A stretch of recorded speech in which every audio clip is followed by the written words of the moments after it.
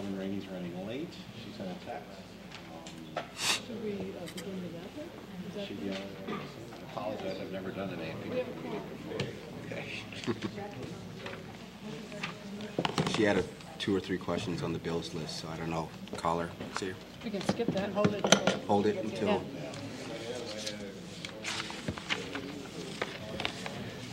See what I haven't figured out.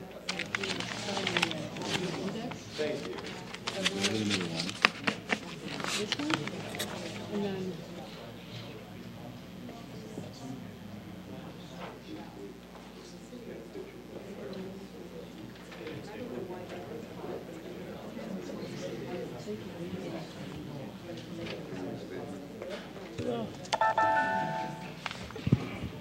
Good evening. Committee, are we ready? Alderman Rainey is running late. We will, in deference to her, skip over the bills in our agenda until she arrives. The quorum having been declared, here we go. This is the Administration of Public Works Committee of Monday, April 22nd. We have a quorum. Item first is approval of the minutes of our meeting from April 1st, and those were submitted by addendum this afternoon. Is there a motion? Motion to approve. Second. All in favor? Aye. Thank you. Winners of the Drinking Water Week Art Contest. Is that you, Ms. Hurley? Welcome. Good evening, Madam Grover, members of the committee, Catherine Hurley, Sustainable Programs Coordinator. So yes, we are here tonight to announce the winners of the National Drinking Water Week Art Contest. National Drinking Water Week runs May 5th through 11th, so it's in a couple weeks. And the purpose of the week is to recognize the role that water plays in our lives, which is so essential. And here in Evanston, Illinois, we are so close to our own drinking water source, Lake Michigan, which we get to see every day. So it's even on our minds more than maybe in other places. So for the last several years, the city's hosted several outreach activities to help engage the community in our awareness of our drinking water and how important it is. So this year we hosted 5 different contests, coloring, photography, and poetry, to engage students from our local community, both at the elementary, junior high, and high school levels. So tonight we're here to announce the winners of the contests. So the winner of the 3rd grade coloring contest is Elena Tranquiti from Lincoln Elementary, and she's here this evening. We also have a winner of the junior high mixed media photography contest, Nuala Brennan, 8th grade from Haven Elementary. And then we had 3 high school contests this year, one for drawing and painting, Claire Gavin from Evanston High School, Alana Martyr Epstein from Evanston High School for photography, and a poetry winner was Michaela Kelly, also of Evanston High School. So unfortunately, Lena is our only winner that was able to be here this evening, but everyone will be receiving a plaque, a water bottle, and beach tokens so that they can enjoy our wonderful source of water by going to the beach this summer. All of the winning submissions will be on display at the Evanston Main Library during Drinking Water Week, May 5th through 11th, and we'll also be posting everything online. This year, our theme was Local Water, Global Impacts, to remind us that not only are the issues and challenges that we face here locally are also things that people are facing around the world, and that we're also interconnected because we really only have one source of water. So in addition to the contest, we have a viewing of documentaries, we have trivia at the Levy Center, activities at the Ecology Center. There's lots of things going on at other community centers all week, so check out the city's website, cityofevanston.org/Water Week for more information on all sorts of activities from May 5th through 11th. So we appreciate the participation of all of our students. We had over 40 submissions for the 3rd grade contest alone, so we're continuing to build participation, and we look forward to doing it again next year.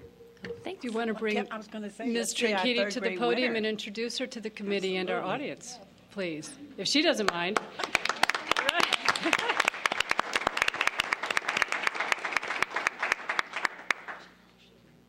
A shot?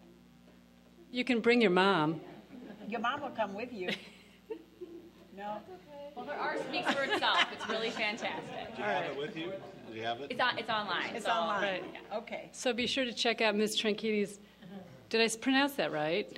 Tancredi's art online. Thank you, Elena, for coming. We're glad you're here. Thank you very much. And thank you to Ms. Brennan, Ms. Gavin, Ms. Marta Epstein, and Ms. Kelly. I'm assuming they're girls. It sounded like they were all girls who are also winners in this contest. So thank you for participating, Elena. Great, thank you. And thank you, Ms. Hurley. Our next item of business is Mr. Mooney from the CTA. Am I right? We'll start with Mr. Swinkowski of our staff. Mr. Swinkowski. Good evening, Chairman Grover, members of the Administration and Public Works Committee. Matt Swinkowski, Intergovernmental Affairs Coordinator. Over the past 3 years, I just want to kind of give a setup to Bill's presentation. Over the past 3 years, the City of Evanston and the Chicago Transit Authority have built a strong working relationship as CTA continues to make important investments on its Purple Line. CTA has been exceptionally responsive to the requests of the city, our businesses and residents, riders and non-riders alike. Prior to the recent replacement of the CTA viaducts at Greenleaf, Dempster, and Grove, the city requested CTA to come to Evanston and conduct a community meeting to educate residents on the project details and potential impacts. And CTA obliged by doing a joint ward meeting with Alderman Wynn and Wilson. During the viaduct replacement project, CTA responded to city requests for something as simple as moving project subcontractors out of parking designated for customers of merchants in the business district to as big as ensuring that the final viaduct replacements did not negatively impact the city's active summer activity season. And it continues tonight as CTA is here at the city's request to educate the council members as well as residents on critical Purple Line track maintenance project that's happening this summer that will help reduce slow zones on the line. CTA has discussed this project with city staff, listened to our recommendations for slight changes, and have made many accommodations to lessen the impact to our residents. And I want to briefly introduce the 3 members from CTA staff that are here. First, Ryan Mao, who's our Senior Government Relations Officer. Secondly, Carrie Wagoner, Manager of CTA Track Maintenance. And then finally, Bill Mooney, who's going to be making the presentation. He's the Director of Powered Way Maintenance for the CTA. He's going to make, as I said, a brief presentation of this critical Purple Line track maintenance project and be available to take any questions from the committee members. Thank you. Welcome. Thank you, Madam Chairman and members of the committee. I appreciate the opportunity to come out and present tonight. Thank you, Matt, for the warm introduction. As Matt had mentioned, we've been meeting over, even prior to Matt's time, with the City of Evanston to talk about the infrastructure needs of our Purple Line in this area and trying to work with the city where in scenarios we aren't funded to be able to do full renewals, but look at creative ways that we can help to maintain this infrastructure and improve the overall conditions until funding can come through. The program I'm talking about today was in response to concerns regarding slow zones specifically on the Purple Line and efforts to mitigate those efforts. Tonight we're going to talk about what I'm going to classify as a heavy maintenance renewal program. We'll talk through kind of the background of the line, what the scope of the project is, what the benefits of it will be in the end, what residents should expect, our tentative schedule. I'll take you through briefly kind of how the new renewal process occurs and explain to you some of the efforts we've tried to make in working with the city to mitigate the impacts of these. The line was originally built between 1908 and 12. It was made elevated at the request of the City of Evanston. It was originally a ground-centered line that was then built up to embankments with the viaducts that exist today as part of the request. The agreements for that go back to 1907 and 1909, and we actually still hold them in the original paper copies because I just asked to look for them the other day. It was last seen at any level of major track renewal in 1976 when the railroad ties were done, and the estimated useful life typically on a railroad tie is 25 years. So this infrastructure is being stretched to the limits of its standard useful life. It currently has 6,700 feet of track-related slow zone, or about 16% of the total track footage.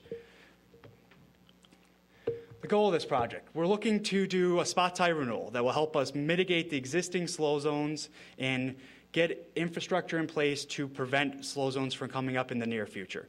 The goal is fundamentally to give us enough of a base infrastructure until major renewal can be put in place and we've been out talking about our RPM program as part of a multi-billion-dollar full renewal. This would be help with a stopgap measure until that program could come around. We'd be looking to do a project duration throughout the entire distance of the line from one end to the other. It would take about 7 months from start to finish. We'd be working under nightly single tracks and on weekends. We would replace over 6,000 railroad ties in this time period. And in the end, our customers would expect to experience a much faster and much smoother ride overall. To give you just an example, this was some work we've done previously in Evanston in a similar style program where the picture on the left is the existing condition, and on the right, what happens after the program's been in place. The darker ties are the fully new invested lumber. We've added ballast, we've tamped and lined that track. It's compact, and it has extended life at this point.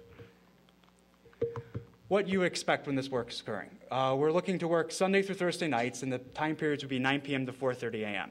This is heavily mechanized work, and it has to occur when we're not running train service, or at least when we're only running on one track, because the equipment we use to renew this is occurring on those tracks. So we'd be doing it under single track operation. We'd be looking to do kind of our standard maintenance during weekday hours still. On the weekends, we'd be doing our biggest productivity. We've tried to do kind of planning advance work during the weeknights, and then do our big production runs on the weekend during daytime hours to make the most impact out of the time we can get available to us, is also the least impactful times for residents. This will have noise involved in it. As is the nature of any infrastructure renewal project, I wish I could do it in a way that wasn't noisy. I would put it similar to street renewals. There'll be times that you'll have sounds similar to jackhammering. Those would be the loudest, highest pitch periods of time. Most of it will be kind of dull, standard kind of construction noises, almost a hum of diesel equipment with some duration of crushing as we kind of compact the stone. There'll be some minor delays that customers will experience in boarding as we do single track, and the intervals between trains are widened out in the night periods for that. And as I mentioned, you'll see some regular track maintenance going on, as well as our regular inspections that occur twice a week. Again, project schedule, we tried to break it down by time period. The way we laid out this project was to look at areas where we have the pre-existing slow zones today, we have our work track conditions, and where the best investment of our time is spent. So we're working somewhat south to north, which is the worst track conditions out there with the largest scale of slow zones associated with it currently. You can see similarly, in any zone, we'll be there for about 2.5 to 3 months. We'd be working both tracks. We'd work the northbound and the southbound so that when we were in an area, as soon as we finished in that area, we would be gone. We wouldn't be coming back. We wouldn't be working all the way north and then coming all the way back later in the year. There's a sensitivity to the heat of the summer in here. When we disturb the ballasted infrastructure, and especially the stress of the heat, the high heat in July, really becomes problematic for that work to occur. So our best time to get the biggest productions is really kind of on the shoulders of the season. And as noted at the bottom, before we enter any zone, we provide advance notice to every resident along the adjacent and the businesses to let them know what they'll be experiencing, the time frames that they'll be experiencing it. Just to take you through the renewal process, some of the equipment that will be out there. This is what we call a tie handler or a tie crane. It would distribute railroad ties throughout the renewal area, laying them out kind of along the edge of the ballast, as well as collecting the spent ties at the end. This is what's called a tie inserter. As you can see kind of in these pictures, what it does is it grabs the existing railroad tie, it pulls it out, sets it off to the side, and grabs a new tie and slides it back in kind of in its place. Our really talented operators, we've timed at being able to take out a tie and replace a tie within 60 seconds, when they're really on the swing of things. This will be the loudest piece of equipment, and I'll talk a little bit about what we've tried to do to mitigate the use of this piece of equipment. This is our production spiker. This will sound a lot like a jackhammer when it's used. It will have outbursts where it will be a metal hammer driving into a metal spike as it installs the spike, which secures the rail to the tie. These are ballast cars. These run kind of during daytime service hours, in between trains, will be unnoticeable for the most part. They spread new ballast out through the work zone. They'll be used sporadically kind of throughout the project. These are called ballast regulators or brooms. They help shape the shoulder that keeps the track secure, clean the ballast and make it nice and presentable, and ultimately provide some of the securing edges that we use to keep the track straight. This is our production tamper. And we also use a piece of equipment that looks almost identical to this that's called a stabilizer. They physically pick up the track, they compress the stone underneath the ties, they will set the alignment, moving it left to right, and that gives a smooth ride after the project's done. It allows it to be compact and stay steady. some things we've done is we've been meeting with Evanston over the last couple months, talking about the ideas of the project, talking about what the typical standard way we do this business are, talking about things that they felt would be impactful to the residents, and talking about ways that we thought we could mitigate them. We've tried to make the biggest, most disruptive work, the biggest production work to exist in the spring and the fall, which is our biggest production window, but also gets us away from the full window seasons when you're somewhat more temperament in the weather and people may not have their windows open, trying to get, a great advantage of those weekend windows. We've structured our work shifts that allows work occurs before midnight. That production spiker, which is the loudest piece of equipment we use, typically would occur in the windows from like midnight to 4 a.m. It's the last piece of equipment we typically use in a night's work. What we've done is we've actually changed the way our work window works so that we will do kind of the second shift of night work at the beginning of the first shift. And so we'll kind of work over 2-day shifts, splitting it up so that the loudest piece occurs between the 9 and midnight area. We've looked at what is our biggest opportunity to make the biggest amount of production, get in and out of areas as much as possible. And we've been able to work out windows on weekends where we can get in, do our big production runs, and try and get out of the neighborhoods as quickly as we can.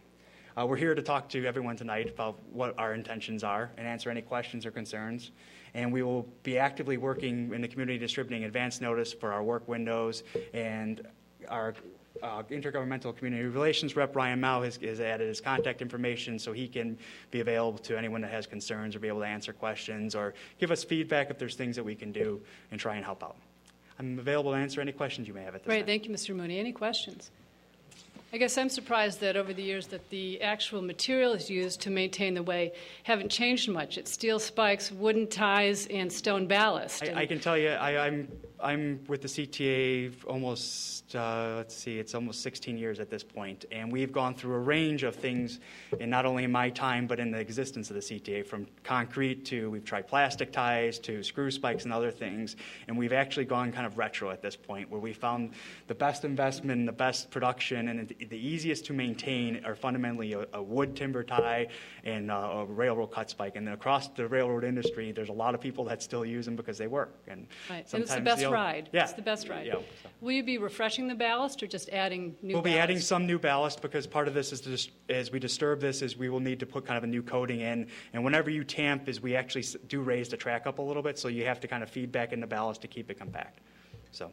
To stabilize it, right? And there'll be some areas where we're talking about spot tie, but also some spot replacement. I showed you that picture early on where there was that big grassy area. That'd be an area where we'd actually come in and completely dig out that section and replace all that ballast entirely to get back to a nice subgrade too.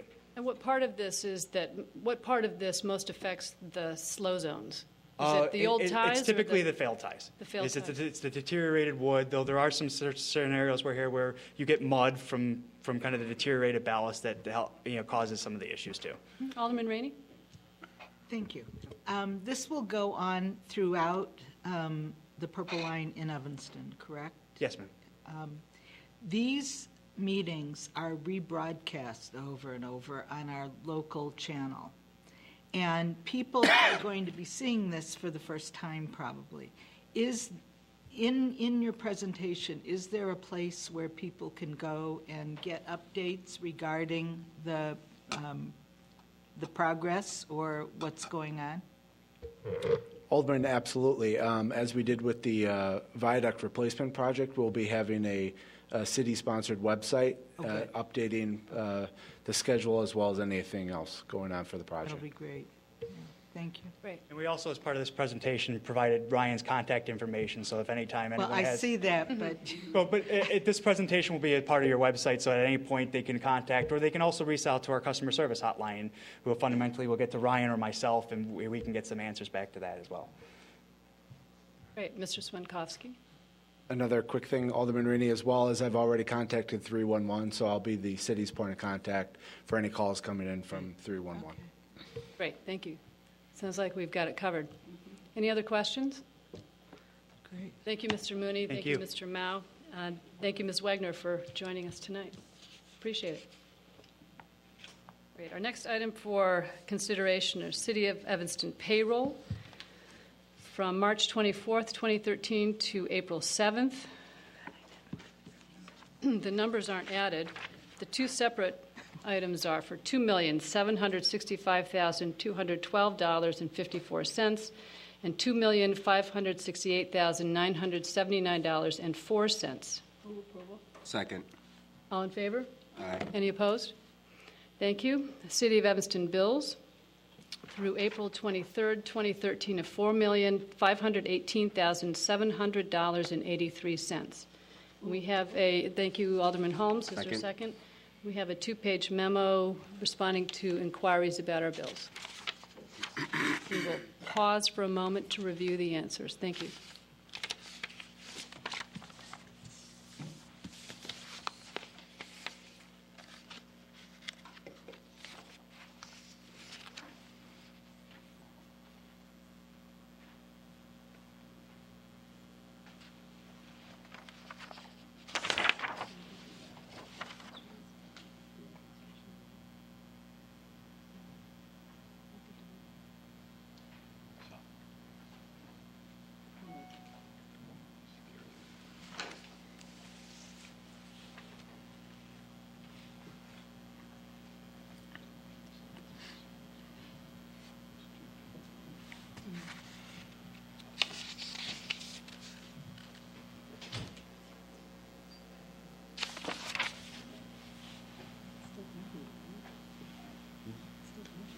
The heating and cooling facility.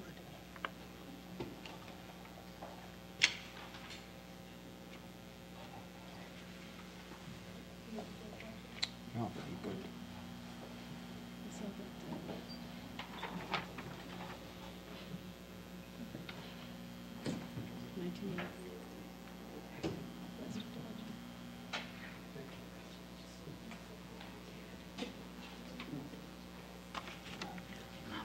Alderman Rainey. What is a heating and cooling facility? I'm looking at the response regarding my inquiry on the uses for industrial revenue bonds. Heating and cooling facilities. I'm not. Mr. Bobkowitz. I think that would include heating and air conditioning system, boilers, large boilers, things like that.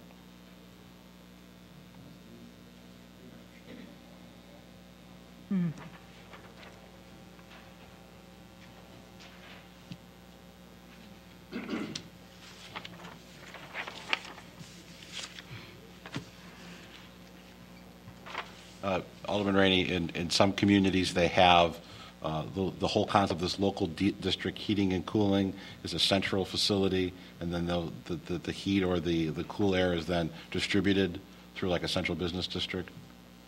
I don't know that we have any nearby, but they do exist, and those who are into sustainable energy, I think the concepts are coming back.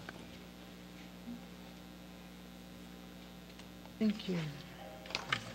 Any other questions? It's been moved and seconded. All in favor? Aye. Aye. Any opposed? Thank you. Item A 3.1 is approval of renewal of CAD software license and service agreement with SunGard Public Sector in the amount of $72,828.32 to be funded by our emergency telephone system account. Move approval. Second. Alderman Burks. Is your mic on?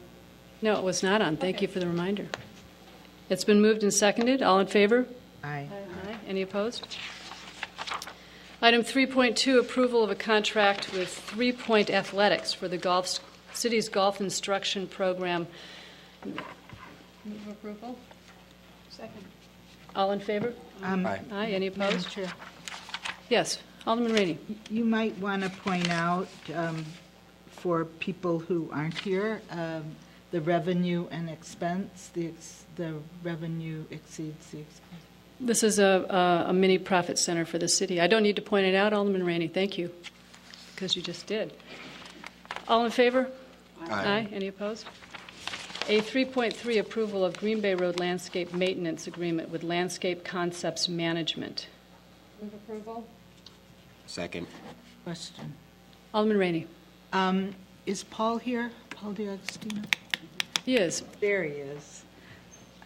Mr. D'Agostino? Paul, I don't think you really have to come up. I just want to send you a question for maybe tomorrow, and that is the other landscape projects, for example, the Callan Embankment, the Four Corners of Custer and Callan, Oakton and Custer and Howard Street. When are those going to come to us? Good evening, Madam Chair, members of the committee. Main Street and Howard Street are already under contract with the same company, Landscape Concepts Management. It's They an should have actually already extension, started. a two-year Yes, contract or it's something? it's an Okay. extension. Nature's Perspective is taking care of the Four Corners at Oakton and Custer and the Callan Embankment. Okay, that's good to know. Thank you.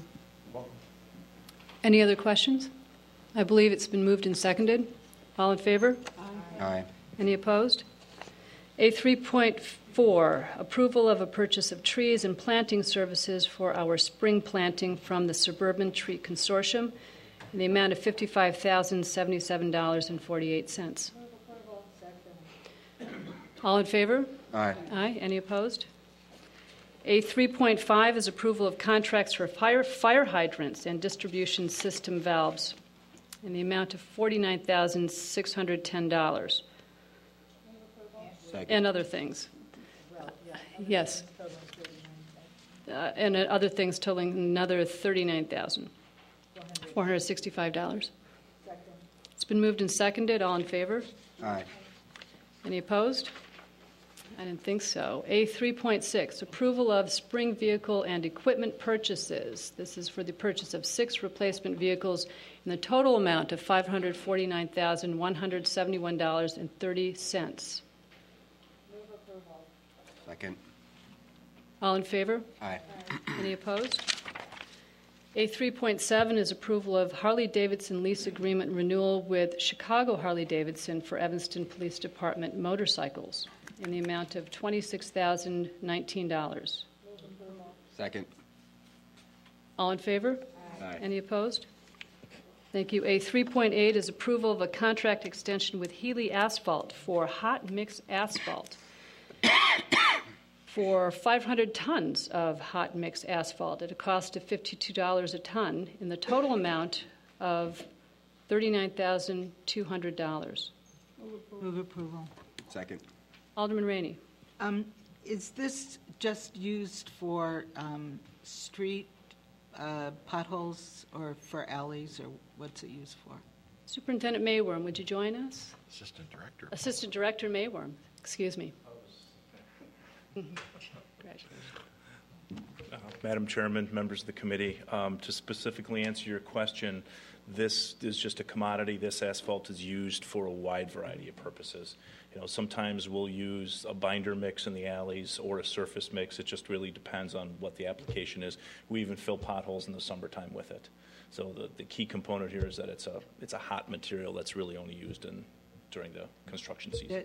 The reason I didn't think it was mostly used in alleys, because I've seen how we grade them, but it seems to me that we need to be prepared for some very, very serious alley restoration because of the rain, and I've never seen, my alley never has potholes. It's an unpaved alley, but it looks terrible. And I know if mine does, everybody's does. So This has been kind of an unforgiving pothole season as well. yeah, So terrible. understood. All right. Thank you, Mr. Thank you. Assistant Director Mayworm. It's been moved and seconded. All in favor? Aye. Any opposed? A4 is Resolution 20R13, authorizing the release of certain closed session minutes. Second. All in favor? Aye. Aye. Any opposed? Resolution 22R13 authorizes the destruction of audio recordings of our closed session meetings. Second. And that would be only as to specific closed session meetings. This sounds controversial. It's been moved and seconded. All in favor? Aye. Any opposed? Thank you. A6 is Resolution 21R13 for construction funding and construction engineering services agreement for the Bridge Street Bridge project. The city shares this cost with the Illinois Department of Transportation. Move approval. Second. That was an enthusiastic second, I think, from Alderman Holmes. Let that be noted. It's been moved and seconded. All in favor? Aye. Any opposed? Resolution 24R13 is an easement agreement with the Metropolitan Water Reclamation District for the Bridge Street Bridge project. Move approval. Second. All in favor? Aye. Any opposed? Thanks. A8 is Resolution 26R13, authorizing an intergovernmental agreement for the repair of the Davis Street sewer with the MWRD of Greater Chicago. Move approval. Second. All in favor? Aye. Any opposed? A9, Ordinance 44013, decreasing the number of Class B1 liquor licenses due to the closure of the keg. Move approval. Second. All in favor? Aye. Any opposed?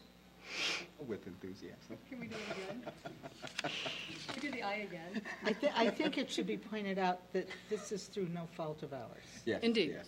due to the expiration and non-renewal of the keg's lease with its A landlord. mean old city isn't doing this. Stopping it, yeah. This is a sadder one. Ordinance A10 is Ordinance 45013, decreasing the number of Class AA liquor licenses due to the closure of the Central Street Cafe.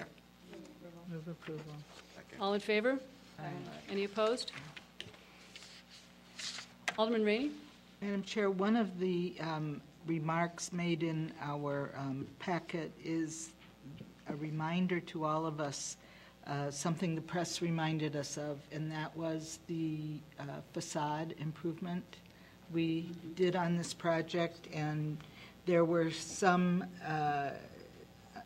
kind of large amount of criticism regarding doing facades and then having people leave or fold, and I don't know that that's happened that much, but we've always put in the caveat that the facade is diminished, the rebate is diminished over time. And in this case, it folded before that expiration period, and therefore they are required to repay us for the money we allocated for their facade. So just to clarify that. Right.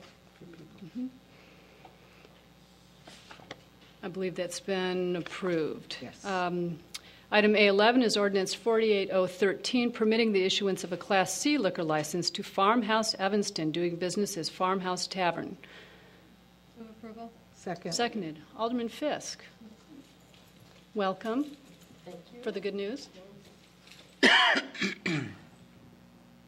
Thank you, Madam Chair and members of the committee. I'd like to introduce T.J. Callahan from Farmhouse Restaurant. We've been talking about this forever. No, for a long time. We're really excited that it's coming to fruition. Just to let you know, I would like to suspend the rules at council, given the length of time we have discussed this, and we're very excited. Mr. Callahan can tell you a little bit more about the project. Welcome to the committee, Mr. Callahan, but really mostly welcome to Evanston. Thank you. Well, whatever you want to know about Farmhouse, we're a Midwestern craft tavern. We have one in downtown Chicago, and we're going into the Hotel Arlington at the south end of the space. We focus on local, sustainable produce, craft beer, and liquors.